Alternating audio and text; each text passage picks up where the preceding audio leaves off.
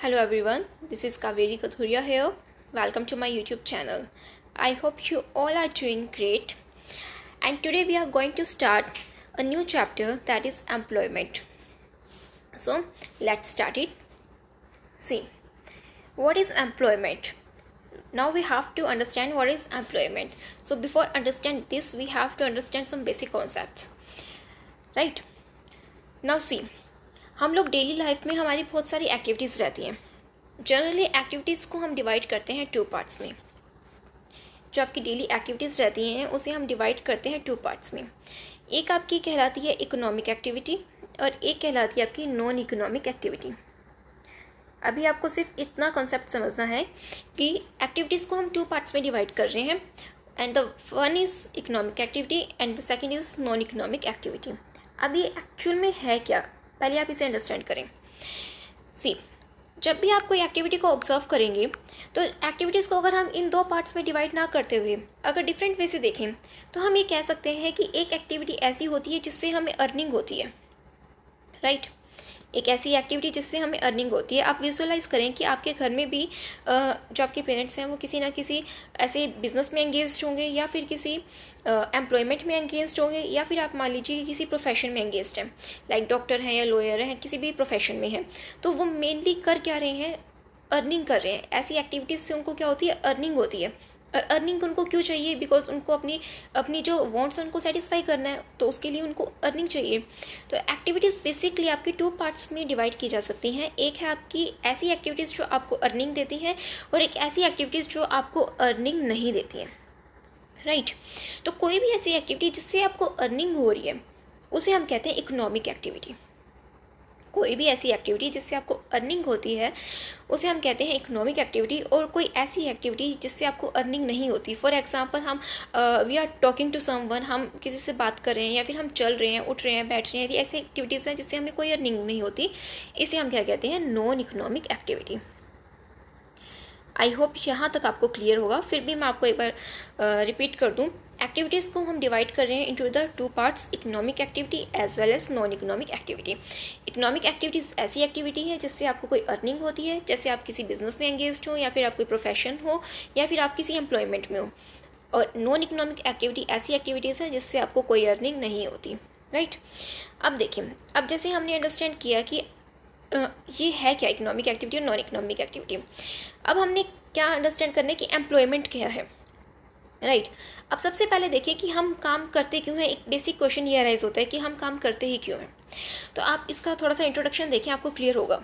सी, इसके इंट्रोडक्शन को रीड करते हैं हम. People do a variety of work and some work on farms, in factories, bank, shops and many other workplaces, yet a few others work at home. कहते हैं कि हम में से बहुत सारे लोग काम करते हैं किसी फार्म में या फिर फैक्ट्री में, बैंक में, शॉप में. कुछ लोग हम में से ऐसे होते हैं जो घर से बैठकर काम करते हैं. तो डिफरेंट काइंड्स के जो आपके फॉर्म्स हैं जिस किसी भी तरीके से हम काम कर सकते हैं. Work at home include not only traditional work like weaving, lace making और variety of handicrafts, but also modern jobs like programming work in IT industry. कहते हैं कि जब हम घर बैठकर काम करते हैं तो ऐसा नहीं है कि घर से सिर्फ हम ट्रेडिशनल टाइप के काम कर सकते हैं, सिलाई बुनाई या फिर हम इस तरह के काम नहीं कर सकते. आजकल मॉडर्न वर्क भी जो है वो घर बैठकर हो सकता है. जस्ट लाइक IT इंडस्ट्री का कोई काम हो, प्रोग्रामिंग वर्क हो, तो वो भी घर बैठे हो सकता है. नेक्स्ट देखें, earlier factory work mean working in factories located in cities, whereas now technology has enabled people to produce those factory based goods at home in a village. कहते हैं कि पहले क्या होता था कि फैक्ट्री में जाकर हम लोग काम करते थे. इट मीन्स कि सिटीज़ में फैक्ट्रीज होती थी, फैक्ट्रीज लोकेट होती थी कहाँ पर, सिटीज़ में. हम सिटीज़ में जाकर जो है वर्कर लोग वहाँ काम करते थे. लेकिन आजकल टेक्नोलॉजी की वजह से ये एनेबल हो चुका है कि हम लोग जो है घर बैठ कर भी अपना काम कर सकते हैं. इवन अगर हम किसी विलेज में रहते हैं तो भी घर बैठ कर काम किया जा सकता है. फॉर एग्जाम्पल कि अभी मैं आपको टीच कर रही हूँ तो मैं भी अपने घर बैठकर टीच कर रही हूँ. राइट, तो ये पॉसिबल है just because of the technology. Technology की वजह से ये चीज़ें आजकल पॉसिबल हैं. अब क्वेश्चन ये अराइज होता है कि हम लोग काम करते ही क्यों हैं. देखिए, अगर मैं इस चीज़ को रीड ना करूँ, मैं इस पेज को अगर रीड ना करूँ, तो इसको आप फिर भी आंसर कर सकते हैं कि हम लोग काम क्यों करते हैं. हमारी लाइफ में हमारी बहुत सारी वांट्स हैं, उन वांट्स को हमें फुलफिल करना है. फुलफिल करने के लिए आपको क्या चाहिए, पैसा चाहिए. अर्निंग चाहिए, तो अर्निंग के लिए आपको कोई ना कोई काम तो करना होगा। तो बेसिक सा इसका आंसर ये है कि काम करते ही क्यों है। So let's read. Work play a very important role in our lives as individual as member of society. कहता है कि काम जो है हमारी लाइफ में बहुत इंपॉर्टेंट रोल प्ले करता है, सभी की लाइफ में, चाहे हम एक पर्टिकुलर पर्सन की बात करें या फिर सोसाइटी के किसी मेंबर की बात करें। People work for earning a living. People काम करते ही क्यों है? अर्निंग के लिए, earning a living. And some people get और have money by inheriting it और नॉट वर्किंग फॉर इट। कहते हैं कि कुछ लोगों के पास अगर पैसा होता है ऑलरेडी तो वो इसके लिए काम नहीं करते हैं। This does not completely satisfy anybody. But कहता है कि जब हमारे पास ऑलरेडी अगर किसी पर्सन के पास पैसा हो तो वो मतलब हो सकता है कि वो काम ना करता हो, बट ये चीज़ हमें सेटिस्फेक्शन नहीं देती है। This does not completely satisfy anybody. मतलब किसी पर्सन के पास अगर पैसा है और अगर मान लीजिए कि वो काम नहीं कर रहा है तो उसे वो सेटिस्फेक्शन फिर भी नहीं मिलेगा, क्योंकि जो एक अर्निंग से हमें सेल्फ रिस्पेक्ट मिलता है, एक सेल्फ वर्थ मिलता है, वो हमें अपनी अर्निंग से ही मिलता है। Being employed in work give us a sense of self-worth and enable us to relate ourselves meaningfully with others। कहता है कि जब हमारे पास चाहे पैसा हो लेकिन फिर भी जब हम खुद से अर्निंग करेंगे ना तो उससे जो एक सेल्फ रिस्पेक्ट हमें मिलेगा, जो सेल्फ सेटिस्फेक्शन हमें मिलेगा, वो एक अलग ही होगा। Every working person is actively contributing to the national income and hence the development of the country। कहते हैं कोई भी वर्किंग पर्सन है, इट मीन्स कोई भी पर्सन जो वर्किंग कर रहा है, वर्किंग पर्सन मीन्स जो किसी ना किसी काम में एंगेज्ड है, कुछ ना कुछ काम ज़रूर कर रहा है जिससे अपनी अर्निंग कर रहा है, तो वो इनडायरेक्टली हम ये कह सकते हैं कि वो अपना पार्टिसिपेशन दे रहा है, अपना योगदान दे रहा है किस चीज़ में? नेशनल इनकम में और कंट्री की डेवलपमेंट में। कैसे कर रहा है? देखिए आगे देखते हैं। By engaging in various economic activities. Engage होकर किसमें? वेरियस इकोनॉमिक एक्टिविटीज़ में। और मैंने अभी आपको एक्सप्लेन किया कि इकोनॉमिक एक्टिविटीज़ क्या होती हैं। ऐसी कोई भी एक्टिविटी जिससे आपको अर्निंग होता है। आगे देखिए क्या एक्सप्लेन करता है। That is the real meaning of earning a living. जो आपको अर्निंग प्रोवाइड करती है that is called economic activity. Next is why we do not work only. See, we do not work only for ourselves. We also have a sense of accomplishment when we work to meet the requirement of all those who are depend on us। कहता है कि हम सिर्फ अपने लिए काम नहीं करते, हम उन लोगों के लिए भी काम करते हैं जो हम पर डिपेंड करते हैं। इट मीन्स कि हमारे फैमिली मेम्बर्स, हमारे फादर, मदर, ब्रदर, सिस्टर, जो भी हमारे फैमिली मेम्बर्स हैं जो हम पर डिपेंड करते हैं, हमारी अर्निंग अच्छी होगी तो ही उनका एक अच्छा जो है हो पाएगा सिस्टम सारा। तो वो हम पे डिपेंड करते हैं, तो उनके लिए भी हमें अर्निंग करनी होती है। Having recognised the importance of work. तो इसी वर्क को इंपॉर्टेंस को ध्यान में रखते हुए Mahatma Gandhi insisted upon education. Mahatma Gandhi ji ने किस चीज़ पर जोर दिया है? एजुकेशन पर एंड ट्रेनिंग पर, through a variety of works and including craft. तो उन्होंने क्या कहा है कि एजुकेशन पर ध्यान दिया जाए और जो ट्रेनिंग प्रोवाइड की जाए। इट मीन्स कि जो प्रैक्टिकल वर्क्स हैं उनकी ट्रेनिंग प्रोवाइड की जाए, और इसके अंदर इन्होंने क्राफ्ट को भी इंक्लूड किया है। तो इनके थ्रू क्या होगा कि हम एम्प्लॉयमेंट जनरेट कर पाएंगे। Next is studying about the working people give us insight into the quality and the nature of employment in our country। कहता है कि जब हम इस चीज़ को स्टडी करेंगे कि हमारे यहाँ जो लोग काम करते हैं, जो वर्किंग पीपल है, इनके बारे में जब हम स्टडी करते हैं तो इससे हमें क्या पता लगता है कि हमारी कंट्री में क्वालिटी कैसा है और नेचर कैसा है किसका? एम्प्लॉयमेंट का। And help in understanding and planning our human resources. और हमें हेल्प करेगा और अंडरस्टैंड करने में और प्लानिंग करने में हमारे ह्यूमन रिसोर्सेज को। इट मीन्स ये हमें हेल्प करेगा कि हमें अपनी ह्यूमन रिसोर्सेज को कैसे यूज़ करना है और या फिर उन्हें डेवलप कैसे करना है। It help us to analyse the contribution made by different industries and sectors toward national income. और इसके थ्रू हमें ये भी पता लगेगा कि जो हमारी कंट्री में डिफरेंट इंडस्ट्रीज हैं, डिफरेंट सेक्टर्स हैं, वो क्या इंपॉर्टेंट रोल प्ले कर रहे हैं एम्प्लॉयमेंट जनरेट करने में। It also helped to address many social issues such as exploitation of the marginalized section of society, child labor, etc. और जब हम इस चीज़ को स्टडी करेंगे तो हम कुछ मेजर इश्यूज जो हमारे सामने आएंगे, हम उनके बारे में भी हमें इन्फॉर्मेशन मिलेगा। इट मीन्स कि चाइल्ड लेबर क्या है। अगर देखिए, अगर हम एम्प्लॉयमेंट के बारे में स्टडी करते हैं कि कितने लोग एंगेज्ड हैं, तो उसमें ये भी पता लगेगा कि चाइल्ड लेबर कितना एंगेज्ड है, और ये भी पता लगेगा कि मार्जिनलाइज्ड सेक्शन ऑफ सोसाइटी कितना है। इट मीन्स ऐसा सेक्शन जिसे मतलब ज़्यादा इंपॉर्टेंस नहीं दी जाती है, तो हमें इस चीज़ के बारे में भी इंफॉर्मेशन मिलने वाली है। तो ओवरऑल ये क्या था? ये एक इंट्रोडक्शन है कि हमें एम्प्लॉयमेंट चैप्टर जो आपका ये इसमें डाला गया है एक्चुअल में उसे रीड करना ही क्यों है, राइट। तो अब देखें, सबसे पहले आपका एक टॉपिक आता है यहाँ वर्कर्स एंड एम्प्लॉयमेंट। अब कहता है कि एम्प्लॉयमेंट है क्या, और हमें ये समझना है कि वर्कर कौन है। What is employment and who is worker. See, when a farmer work on field, he or she produce food grains and raw material for industries.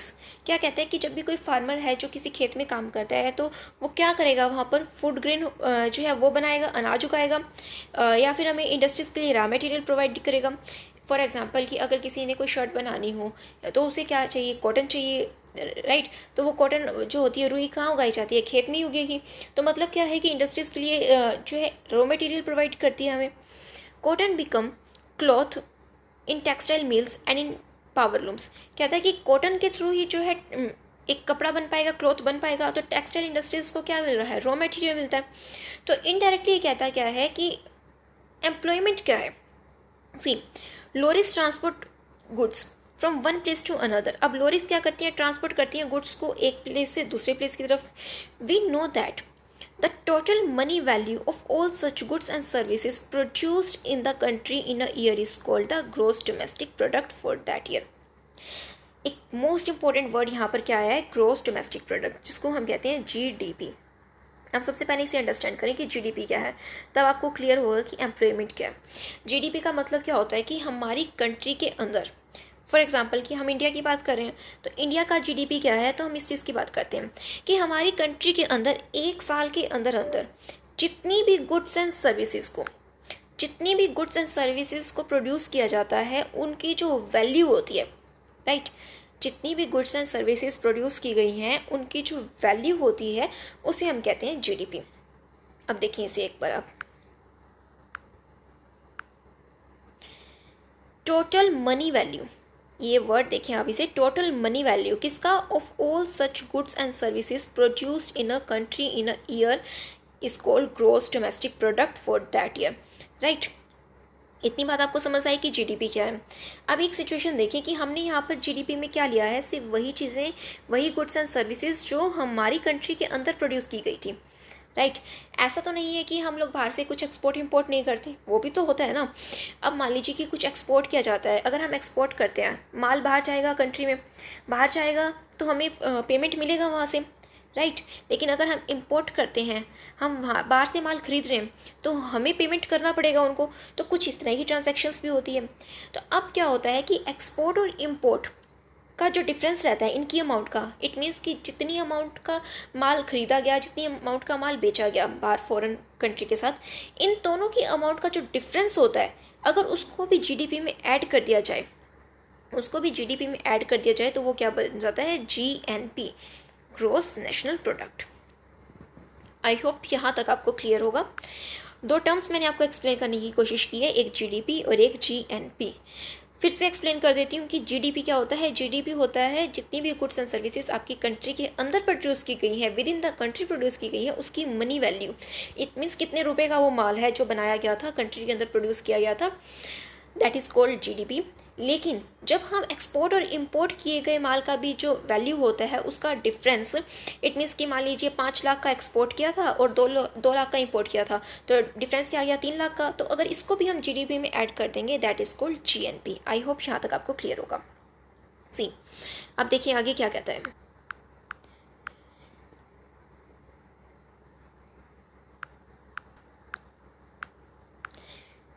When we also consider, जब हम उस चीज़ को भी कंसिडर कर रहे हैं, what we pay for our import, जो amount हमने पे किया हमारे इम्पोर्ट के लिए, and get from our export, we find that there is net earning for the country which may be positive. It means कि कहता है कि अगर आपका एक्सपोर्ट ज़्यादा है, ग्रेटर देन इम्पोर्ट है, तो ये अमाउंट हो जाएगी पॉजिटिव। लेकिन अगर इंपोर्ट ज़्यादा है तो ये हो जाएगा आपका नेगेटिव अमाउंट। इंपोर्ट ज़्यादा होगा एक्सपोर्ट से, दैट इज़ नेगेटिव। कहता है कि अगर पॉजिटिव है तो उसे ऐड कर दो, और नेगेटिव है तो वो लेस हो जाएगा। और अगर ये दोनों इक्वल हैं तो मतलब कोई इम्पैक्ट नहीं पड़ता। कहता है कि विच में भी positive, it has export more in value term than imported. और ये नेगेटिव भी हो सकता है जब हमारा इंपोर्ट ज़्यादा हो जाएगा, और ये ज़ीरो भी हो सकता है जब ये दोनों सेम होगी। इट मीन्स एक्सपोर्ट और इंपोर्ट सेम होगा। तो जो भी आपका डिफरेंस है, अगर उसको ऐड कर दिया जाता है, प्लस या माइनस जो भी डिफरेंस आ रहा है, तो उससे क्या होगा कि आपका ग्रोस नेशनल प्रोडक्ट निकल कर आएगा। इसको किस में ऐड करते हैं, जीडीपी में। तो उसे हम क्या कहते हैं, gross national product of the country.